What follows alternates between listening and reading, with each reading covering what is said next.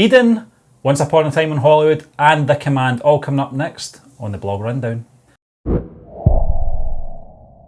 And we're going to kick off the show, John, with a movie review coming in from Michael McLaughlin. It is 2016's Eden. This was written and directed by Robbie Walsh and stars the likes of Johnny Elliott, Sarah Carroll and Kelly Blaze. Yes, Stephen, this is, I think Michael says, almost documentary, and if I don't even think that's a word, but I've made it up anyway, so it is now. Sounds like it. But it's almost like a mock documentary, Stephen. It's all about this chap who's fallen in hard times. He is very much homeless, and it journeys through this chap's life, also showing you the issues of homelessness and just the effect it can have on someone's well-being. He does say at the beginning of the movie that it's very depressing. That it may turn a lot of viewers off, but Stephen, I have to say it wouldn't turn me off, because I've watched many a grim movie at the beginning, and not in grim in the sense of the actual movie itself, the quality or the artistic merit, but just the actual storytelling, the technique of showing you the misery of this existence. It draws you in. Some people will chase them away. For me, it draws me in, and we'll get into that later on with another movie at the end of the show.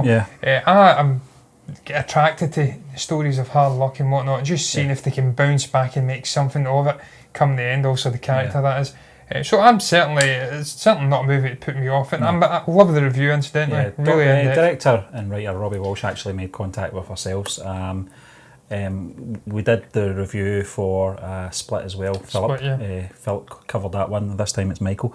He's writing again for this movie as well, John. But yeah, I mean the review is fantastic, and it builds a picture of, as you said, it's almost documentary-like, and it's sort of presentation, and obviously the lines that are delivered as well are more sort of realistic rather than being very dramatic or anything like that. But it does beg the question, and it does sort of send a message. There is a message in there, Michael does say.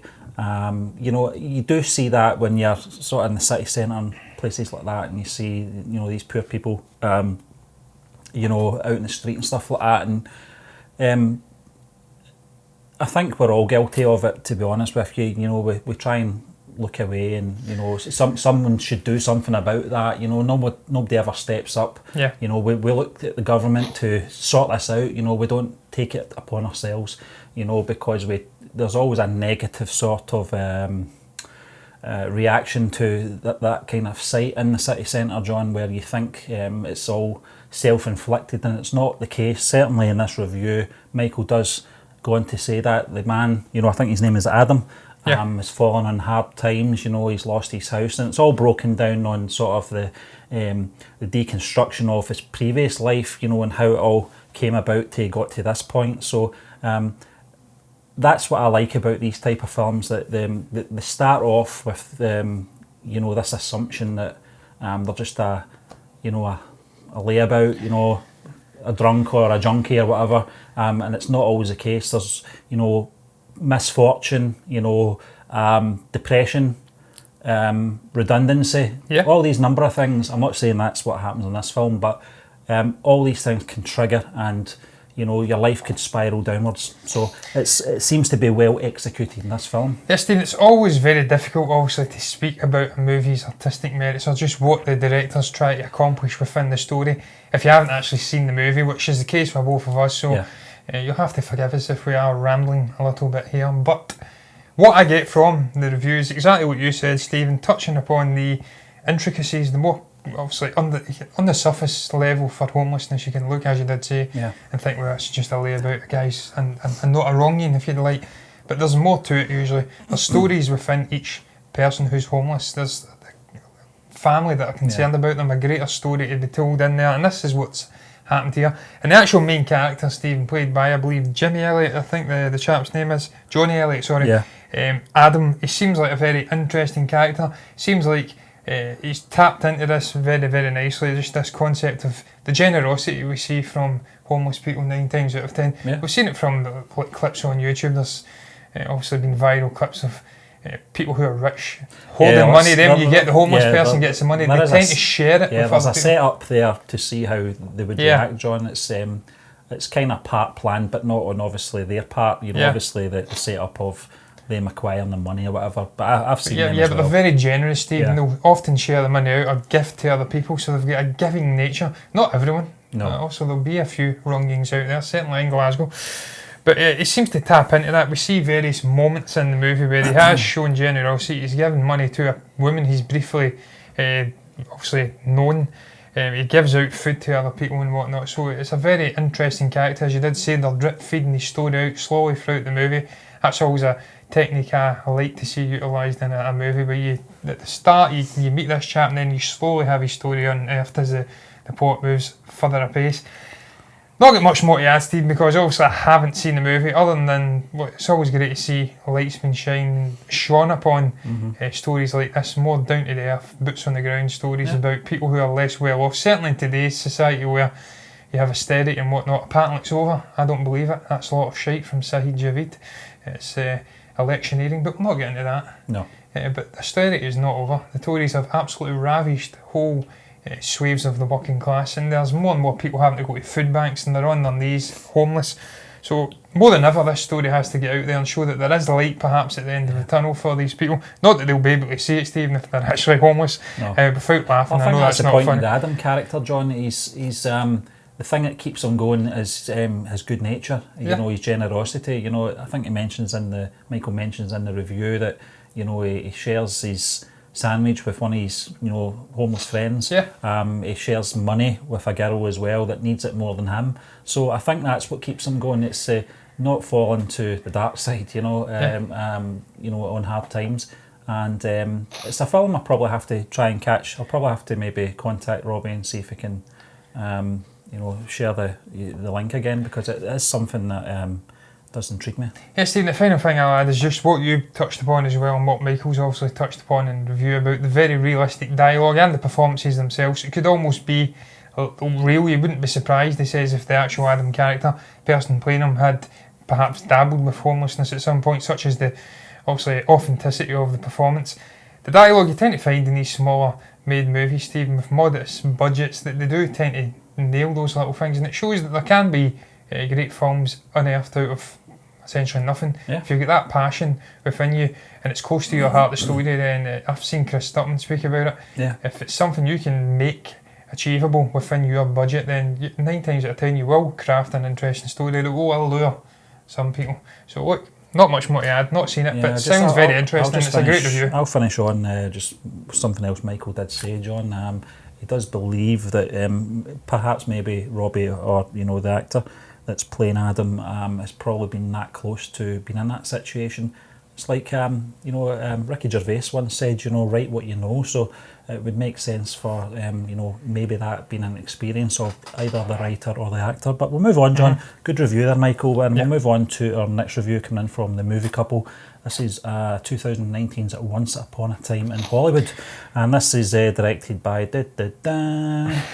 Quentin Tarantino and stars the likes of Leonardo DiCaprio, Brad Pitt and Margot Robbie. I'm always tempted to say Robbie Margot, but that's like me with Michael Keegan-Key. Keegan-Michael Key. So what was your take on this review, John? Obviously the Movie Couple's reviews are all split. They spell it with 2 I's, and there is a reason, because they're coming in from 2 perspectives, which is very clever. What was your take on the review, and what was your experience on the film? Stephen, very different experience on the film for me, I should say, not from, to what The Movie Couple obviously taking from it. They weren't overly enamoured with this. They felt it dragged a little bit, and I can understand that to a degree. There is elements in the movie which perhaps were, I've heard it described, this word was coined. I only discovered this word, Stephen, about a month or so back, and it was in relation to this movie. It was almost masturbatory. Really screwed it up in Tarantino's part, where he's getting out and just self-indulgent. He's transformed whole huge swathes off Hollywood Boulevard, and he doesn't want to make that or waste that opportunity to go through and perhaps do extended driving scenes with also the Cliff Booth character. I always think that he's just never in a hurry to get to the point, and I don't always regard that as being self-indulgent, John.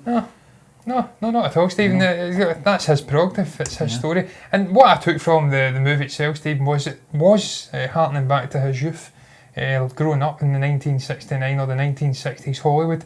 He says that much of the things you see in this movie, driving through and looking at the sights and sounds, That was just taking him back to his childhood, when some of his earliest memories of that town was being in the back seat of the car, looking around in wide-eyed wonder. Not in the trunk of the car.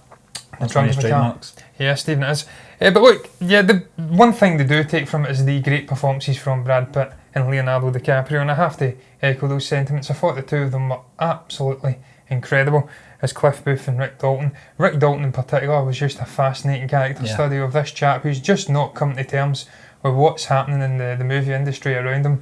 It's going to shit for him a bit, and he's losing grip with his career and, in some cases, reality, when he's absolutely going off his head in the trailer, screaming and bawling, saying he'll blow his brains out. I thought the performances were stunning. We've said it before. I think both should have Oscar nominations for these roles. I thought they were absolutely incredible. A yin to yang story. Jerry does say, though, he doesn't quite get a theme coming out of it.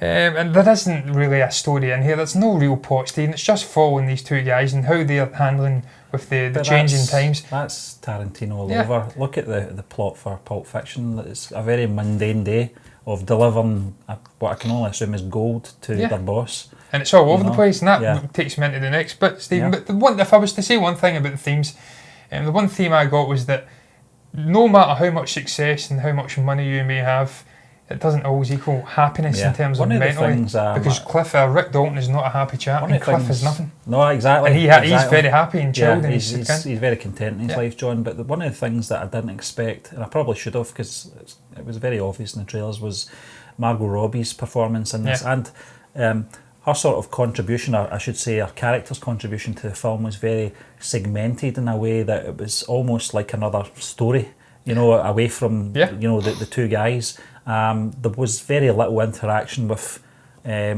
DiCaprio, Pitt and Robbie. There was brief bits, but not as much as we expected from probably the first trailer. I think once it got, obviously, Cannes wasn't it? Cannes Film Festival, its premiere, the word got out that her role wasn't as big as you were going to expect it to be. Steve, which isn't a bad thing, actually. No, I thought she'd done fantastic with the role. Also, we see Tarantino's absolute obsession with feet raise its ugly head again with her and the other young girl from the Manson cult. He loves showing feet on cameras. I really don't understand it. Very, very strange. But look, she was I think she captured the spirit of the also Sharon Tate character pretty well. Fun-loving, carefree, very almost innocent-like character at times. They do say that in the review, John. That cinema scene that she's sitting in. That was really enjoyable. Very apprehensive, and the audience's reaction to her film. It's almost childlike wonder, Stephen. So I thought it was a great performance from her, despite not having the greatest amount of dialogue. You're right, Stephen. She was very segmented. She was doing her own thing off, and it was very much firmly focused on Dalton and Booth, and Dalton in particular. Having her as a next door neighbour, they are the living epitome of the rise, and her and Roman Polanski, of the rise of this new wave of filmmaking and just the acting in Hollywood, whilst he, a stone throw away, is on the downward, and he's got a lot of resentment, but it gets sorted out at the end of the movie. We see some boundaries getting dropped without giving any spoilers away. Stephen, I don't really know much more I can say without just gushing endlessly at this movie, because I really, really loved it. I've got it. The movie couple don't rate it so high that they have it as perhaps not one of his best, whereas I have it rated as probably his second best movie for me. And I think it is that Marmite movie, Stephen. It just depends on how you will react to this storytelling technique of going through. It's essentially 3 days, or 2 or 3 days anyway, following these two guys and just the antics they get up to. Rick Dalton, in that moment where he's going through a day in the set on this Western TV show, and he has a whole host of things happen to him, without spoiling it, it's just utterly sublime. There's a moment of a prolonged scene being acted out, and it's you're a fly on the wall watching it, and it's just sublime acting within the actual acting performance itself. I just thought it was stunningly crafted, just the little details that really magnifying a scope on these two different guys and just different ways of life, and how one's eternally happy for what he's got. He's come back from World War II, he's a very chill chap, knows he can handle himself and beat the shit out of just about anyone. The other guy is almost portraying this on the screen, but he's a very insecure and deeply inward-looking sort of a guy who's full of self-doubt and whatnot. So I just thought it was stunning performances, an amazing ensemble cast, beautifully recreated period piece, and just the music and everything just came together wonderful for me. I thought it flew in. It's I really obviously enjoyed it. spoiler-free, the review as Yeah. well, John. But It's difficult. the movie couple do kind of hint on the end, and we don't really want to. You know, No. it's still, obviously over in the cinemas here in the UK running, and quite a lot of It was incredible. The big screens. But the movie couple do say, it is in the title, Once Upon a Time. It is a fairy tale ending. So we'll move on anyway, John. Yeah. It was a great review there from the movie couple, and we'll go on to our final movie review of the show. It's coming in from DM Anderson, and it's a film called The Command, but I actually think it's called Kursk. Yes. It's an original name, and I think that was the name of the submarine as well. Yeah. And this was directed by Thomas Vinterberg, and I'm not going to pronounce half of those names, but I know that Max von Sydow's in there and Colin Firth, John. Yeah, he plays an absolute tit in it, Steve. This is based on an actual event that happened. I think it was off the coast of Russia, if I'm not. Yeah, I wasn't aware of it. It was, yeah. I think it was around about 2000, around about that time. I kind of remember something about this. What I did do was, after I read this review, I was so intrigued by Dave's review. I've not seen the film, I know you have, John, but I ended up looking up old newspaper articles, Wikipedia, to find out more about these events. One of the things that really quite jaw-dropping actually was how, I don't want to say unlucky, because that's underplaying really what happened to these poor people, but the sort of events that happened and how, it was, submarines are segmented, they've got different sections to them, and it really was just a whole host of bad things that happened in that short space of time. Yeah. The other thing as well, sorry John, is that what I did pick up from the review and what I did read online as well, there was a lot of alleged cover-ups by certain government figures on the actual events, what did happen. Some of the evidence was tampered with as well. So there's a lot of things that are up in the air. Certainly from the film's point of view, we can only really surmise what happened on that, that vessel. And obviously the filmmakers have got to flesh out the story with all these, people that don't really want to spoil the ending, but it's not very... No. It's not looking very good for them. But what was your take on the actual film, John? I hope I've covered the events, but the actual film itself, the portrayal of these characters from these actors, John, visuals, was there a lot of politics involved in the film, or was it more about the situation itself? Mixture of both, Stephen. Yeah. You'd see a lot of flipping back and forth between the mainland Russia and just the dithering indecision, a deliberate indecision of these admirals and whatnot, and just the main, obviously, office, I want to say, in Moscow, is refusal to obviously accept aid from the United States, or the United Kingdom, sorry, and I think Norway it was, not the United States. So it's just, it flicks back between the two, and it flicks back pretty well. There is some politics in there between, obviously, the UK, Colin Firth's character, I think, plays perhaps an admiral as well in the Navy. He's wanting to go in and offer the submersible to go down and save these men.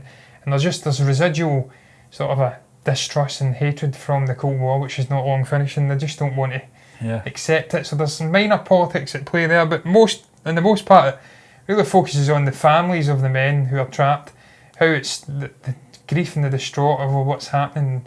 It slowly starts to wear them down. We see two chaps, a lady and a man, who are present at meetings and whatnot with the admirals. At first they're happy to accept what they're saying, we have to trust them, then you see them slowly starting to have doubt and gnawing away at them, and they end up standing up. And I don't want to give the whole story away here, but yeah, they eventually even stand up with the admirals when they see that it's wrong what's happening here. I really enjoyed the movie. I thought it was actually much better than I was anticipating, Stephen. I did read the review. This is the beauty when you have backlogs of movies in the blog rundown. You can go and give it a bash and see what the hell's actually going on, and see if you agree with the review and whatnot. And I tend to find 9 times out of 10 I do agree with Dave. He usually shares similar sentiments to me when it comes to movies, and he's once again beautifully broke down this movie, fairly short and succinct as his way, and he tends to nail his thoughts pretty damn well, Stephen. I thought Max von Sydow, when he did come in, wasn't in it for a huge amount of time, Admiral but as Admiral Petrenko, as Dave does say, don't know if he's actually a real character or more of a symbol. He says he thinks he's more of a symbol of all of the wrongness and just the dithering indecision that we've seen from Russia when this tragic event happened. And I tend to agree, I would imagine he isn't a real character, but much like Chernobyl, that great show that's come out on HBO, we're seeing more and more sort of adaptations of these events that have occurred in the Soviet Union and Russia, and just the incompetence and the amount of people that have died at the hands of the incompetence of the authorities over there. I really enjoyed Colin Firth. I did enjoy Max von Sydow. He's such a legendary actor, but he's a bit of a tit, as I did say when you were introducing the movie. A deeply unlikable guy, and at the end when the little kids don't shake his hand, I thought that was a great get it up you moment. Colin Firth, what can you say about the guy? Absolutely superb actor. Isn't in it that much though, admittedly, but when he does show up, he commands your attention on the screen. Really though, the standout for me is the chap that played Mikael Averin, I hope I'm saying that right, Matthijs Schoenaerts. Yeah. I thought he was absolutely incredible as the man in command of the men stuck within this submarine, Stephen. I thought that was a simply incredible performance. The way that he's utilising flashbacks, it isn't flashbacks at the beginning of the movie, it's very much present time. Then he sets off on his journey. Obviously the tragedy ensues, and then you get little moments where it's come back to the children and whatnot. There's a great scene, it almost reminded me of, what the hell was it called? Rocket Man, when he's in the pool and he sees his son swimming towards him. It's almost hallucinogenic. Yeah. But I'm going off on tangents here. It was a stunning performance from Matthijs, and just the men in general down there.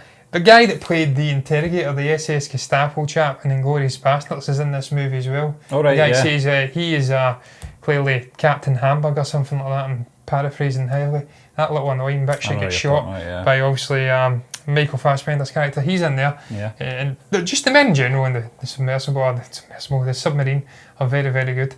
Well acted, very tense and gritty movie for the most part. Some of the visual effects were impressive for what I'd imagine isn't a great budget.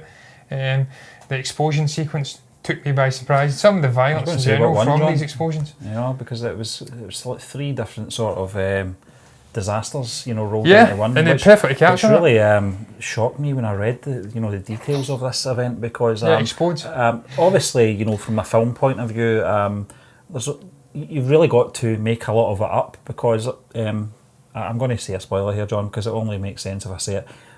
No one survives, obviously. No one could survive that. Actually stunned me, Stephen. Going in not knowing about the event, when it was revealed that they all died, it took me by surprise. And the reason that I'm saying that, John, is because you've got these 3 different sort of events where the first initial explosion, which sends the vessel down into the surface of the sea, and then you've got the explosions of the torpedoes, which then it kind of snowballs from there. And then that final disaster was so sad in a way, because they must have known they'd no hope. They're at the bottom of the sea. You're talking about carbon monoxide poisoning, lack of oxygen to begin with. Well, there's a great sequence with that where the Matthijs character, the chap that plays him, Mikael, goes off and swims underwater for a solid 3 minutes to retrieve oxygen, sort of I don't know what you'd call them, packages or something like that. And then he comes back, pocket, it's like little things in a box, oxygen things. You put them in this machine and it sends out oxygen. So that was a great moment. But you're absolutely right, Stephen. It was a tragedy, a tragedy what happened. And at the moment where they actually set the fire alight, because there's always obviously an oil slick on the water, they're celebrating and sort of just came to terms with the fact they're pretty much dead. They're drinking vodka, and then that's the final insult to injury. They obviously accidentally drop a flame and sets a light to the water. But really, really enjoyable movie, and I was very surprised. It flew in 2 hours and it was absolutely flew in. So I'd urge people who have not seen it. I agree with Dave. It's a little gem. Well, I've not seen it, John, and I certainly do want to see it now, because I kind of vaguely remember the events. I didn't know all the details at the time, but I do remember some submarine going down off the coast of Russia 20 years ago. But it's one I'll keep my eye out for, but it's another great review from DM Anderson there. But listen, John, that brings us to the end of this week's blog rundown. We'd just like to thank you once again for joining us, and we'll be back again tomorrow with the Force Friday show.